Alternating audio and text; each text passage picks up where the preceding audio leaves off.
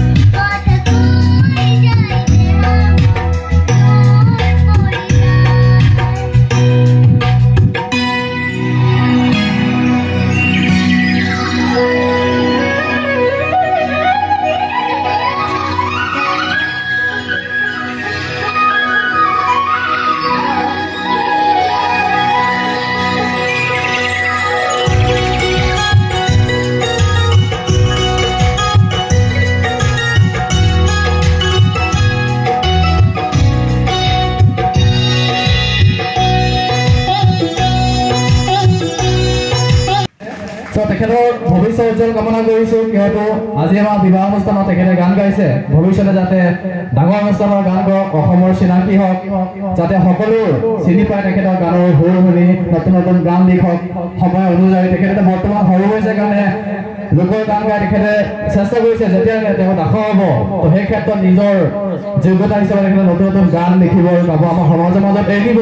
গতিকে তেখেতলৈ বহুত বহুত ধন্যবাদ জনাইছোঁ, লগতে উচ্চ ভৱিষ্যত কামনা কৰিছোঁ। ইয়াৰ পিছতেই আমাৰ অতি মৰমৰ টিংকু মাইনা তেখেতে যি নিমন্ত্ৰিত কৰিছিলে আমাৰ বিবাহস্থলীৰ যি আমাৰ গৃহস্থ। গতিকে তেখেতে আজি আমাৰ সমুখ ৰাইজক তেখেতৰ জনপ্ৰিয় গানেৰে আজি আমাৰ অনুষ্ঠানটো আৰম্ভ কৰিব। গতিকে টিংকু মাইনা আপোনাক আমাৰ মঞ্চলৈ আহিব জনাইছোঁ। যিহেতু আমি দেখিছোঁ, কিয়নো তেখেতক আনি আমি এখন গামোচাৰ লগতে আমি উপহাৰ দিয়াটো আমাৰ যোগ্যতা আছিলে, কিন্তু সেই ক্ষেত্ৰত আমাৰ হাতত কোনো আমাৰ সুবিধা নাই। গতিকে যাতে তেখেতে মনত কোনো দুৰ্ব্যৱহাৰ নকৰি যাতে আমাৰ অনুষ্ঠানটো আগুৱাই নিয়ে তাৰে কামনা কৰিছোঁ। গতিকে মই হঠাতে আমাৰ অনুষ্ঠানৰ সভাপতি আমি আশা কৰিছিলোঁ। গতিকে আমাৰ ভিডিঅ'ৰ লগত কথা পাতিছিলোঁ, এজন ভাল গায়ক আছে, তেখেতে গান গায়, টিংকু মাইনা।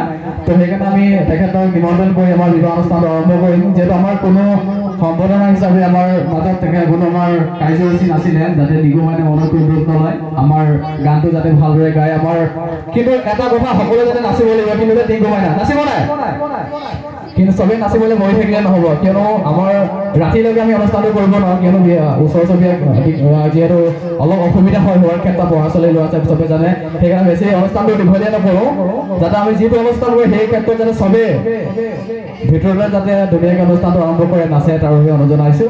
টিংকু মাইনা আপোনাক মঞ্চলৈ আহিবৰ বাবে অনুৰোধ জনাইছোঁ। ধন্যবাদ।